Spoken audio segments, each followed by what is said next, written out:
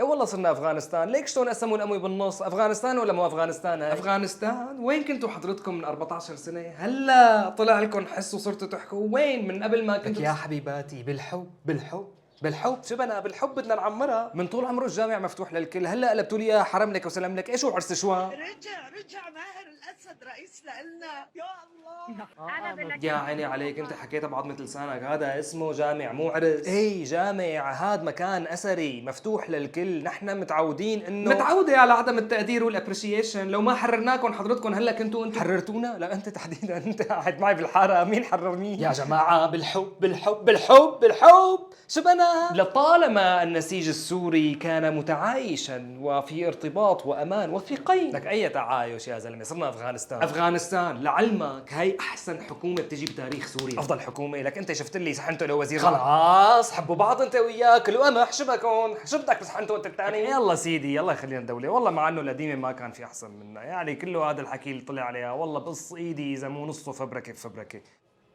افضح عينه.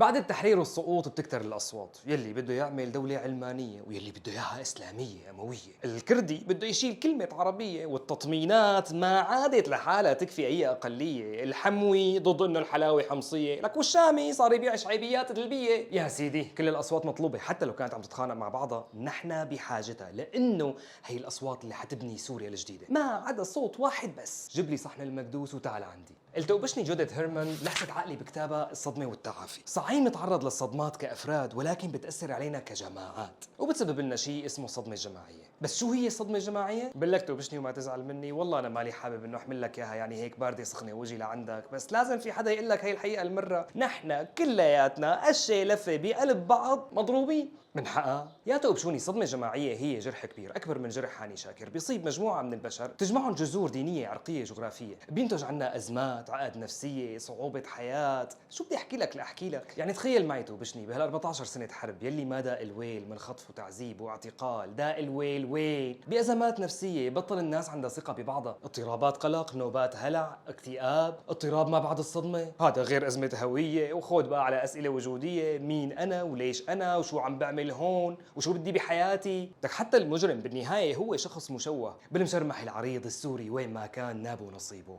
أكل الضرب وقع وندا سف وراء أكلوا الباء. الحرب يا توبشيني ما بتأثر عليكي لحالك، وإنما بتأثر علينا كجماعة، بتجي لعند العيلة يلي هي نواة المجتمع. فبعد ما تهز رياح الصراع وتقلب الموازين فوقاني تحتاني، تتغير الأدوار بالعيلة. بمسلسل ضب الشناتي بيتعرض سلام الأخ الوسطاني للخطف، وهون بتفوت العيلة ب100 حيط، كل واحد من بيناتهم بيحاول يأمن الفدية ولو على قطع رقبته. فشي اللي بيشحد، شي اللي بيسرق، شي اللي بيشتغل بالتشليح، وفي عندك اللي خطف جاره كمان على امل انه شيل ده من ده يرتاح ده عنده. الظروف الصعبه اجبرتهم انه هن يطلعوا اسوأ نسخه منهم، وخلتهم يتخلوا عن مبادئهم ويزتوها ورا ظهرهم. بس داءوا الوجع، بطل في دلع. ايه هذا الوجع دكتور؟ شو دواء؟ انا مالي دكتور، بس حظك حلو معنا فريق كامل من اخصائيين ودكاتره. اذا انت بحاجه لاستشاره او جلسات عندهم خدمات اونلاين سهله واحترافيه وغير مكلفه، اسمهم سوليفي واللينك بالكابشن.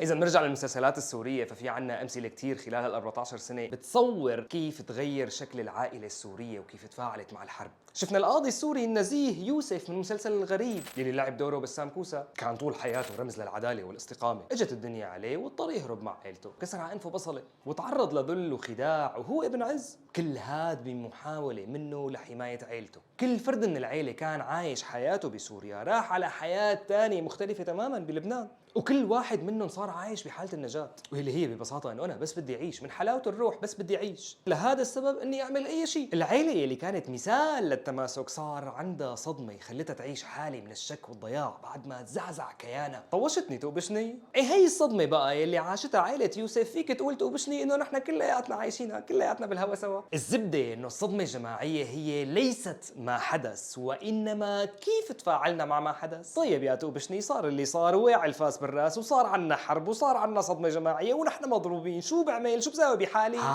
هلا انت عيني. اول خطوة بعملية العلاج الجماعي هو الاعتراف. شو؟ الاعتراف.